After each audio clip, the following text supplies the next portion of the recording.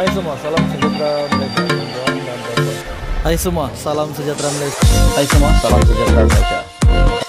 Hai semua, salam sejahtera Malaysia.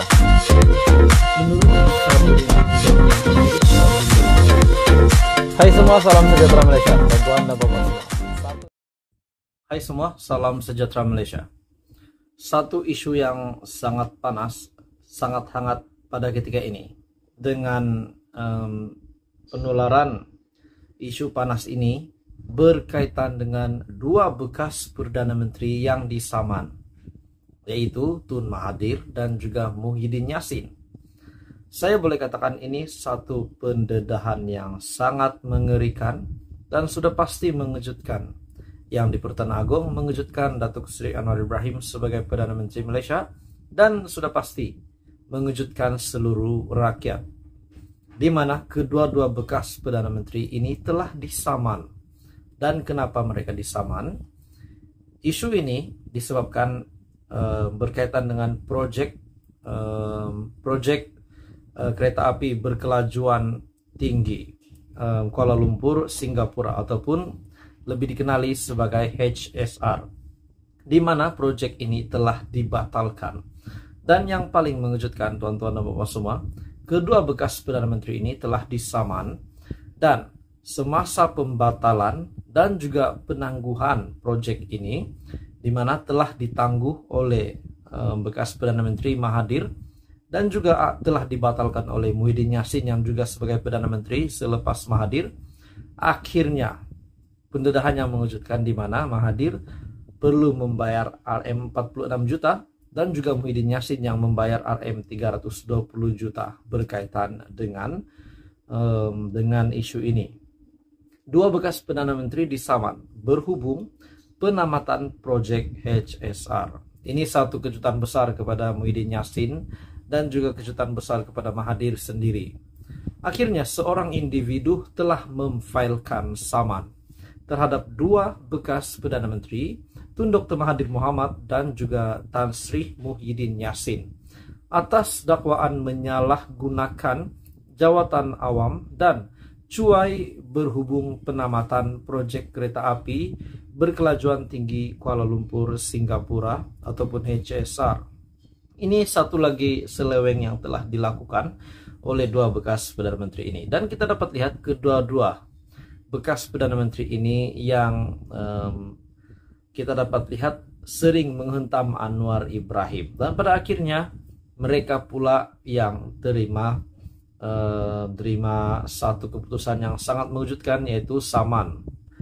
Muhammad Hatta Sanuri yang telah memfailkan saman menerusi Tetuan Mohaji, Hazuri dan Ismail pada 30 Desember tahun lalu, turut menamakan bekas Menteri di Jabatan Perdana Menteri Ekonomi Datuk Seri Mustafa Mohamad, juga bekas Menteri Pengangkutan Datuk Seri Dr. Wee Ka Siong, dan kerajaan selaku defendant pertama hingga kelima.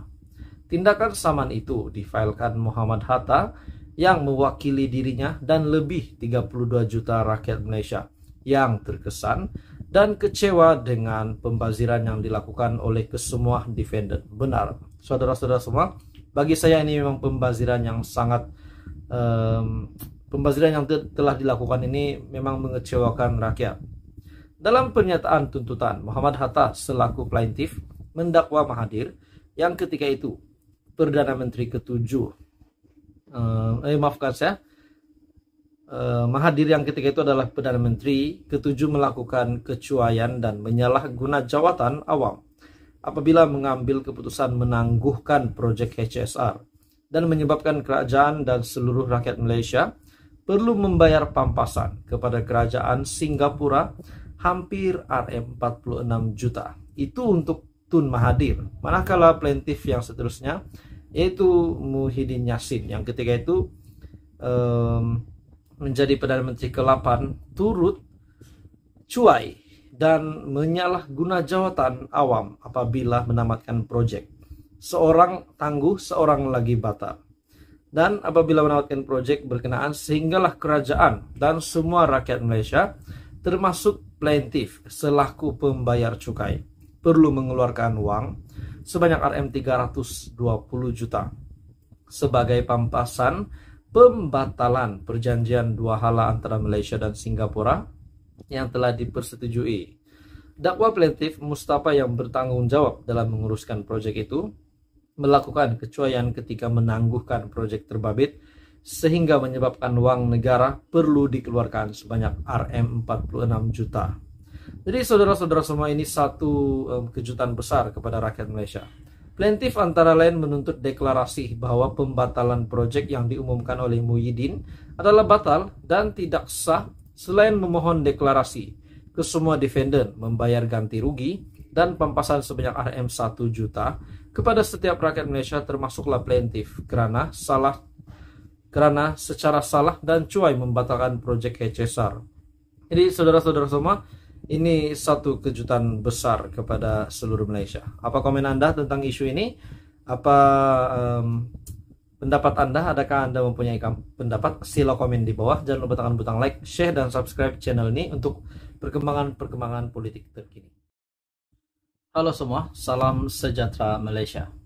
Satu isu hangat yang tular di media sejak beberapa hari ini berkenaan dengan pelantikan. Kononnya ini adalah pelantikan rahasia Perdana Menteri Datuk Seri Anwar Ibrahim. Pelantikan rahasia Anwar Ibrahim yang telah melantik Nurul Izzah Anwar. Dan pada akhirnya ramai pemimpin, terutamanya daripada parti lawan yang seperti menyerang tindakan Datuk Seri Anwar Ibrahim ini. Dengan satu kenyataan, Parti Bersatu menuntut Perdana Menteri, menuntut Anwar Ibrahim untuk menjelaskan adakah hanya Nurul Izzah yang dilantik secara rahasia ataupun lantikan rahasia ataupun ada lagi senarai yang lain. Parti Pribumi Bersatu Malaysia menuntut agar Perdana Menteri Datuk Seri Anwar Ibrahim untuk segera menyatakan berapa ramai lagi lantikan rahasia yang telah dibuat dan siapa lagi yang dilantik secara senyap-senyap. Ketua Penerangan Bersatu, Datuk Wan Saiful Wan Jan, turut meminta agar Anwar untuk menjelaskan mengapa pelantikan anaknya Nurul Izzah dirahasiakan. Selain itu, Anwar juga mesti menjelaskan apa bidang kuasa yang diberikan kepada Nurul Izzah. Oke, tuan-tuan dan bapak semua, sebelum saya meneruskan isu hangat ini, adakah dengan ini pelantikan Nurul Izzah bakal dibatalkan disebabkan mempunyai satu kecurigaan? Namun kecurigaan ini mungkin hanya dirasai oleh parti lawan, mungkin tidak kepada parti dalam kerajaan. Oke, saudara-saudara semua, sebelum saya meneruskan, saya meminta jasa baik Anda untuk tekan butang like, share, dan subscribe, bantu kembangkan channel ini. Dan juga subscribe, disebabkan subscribe itu percuma. Oke, tuan-tuan dan bapak semua, kita teruskan. Anwar juga mesti menjelaskan bidang kuasa apa yang telah diberikan kepada Nurul Izzah. Kalau tidak, kerana Nurul Izzah terlepas cakap, satu Malaysia, termasuklah penyokong Pakatan Harapan, tidak tahu mengenai pembohongan Anwar yang kononnya menentang kronisma, tetapi secara rahasia melantik anaknya sendiri sebagai penasihat kanan ekonomi dan keuangan kepada Perdana Menteri.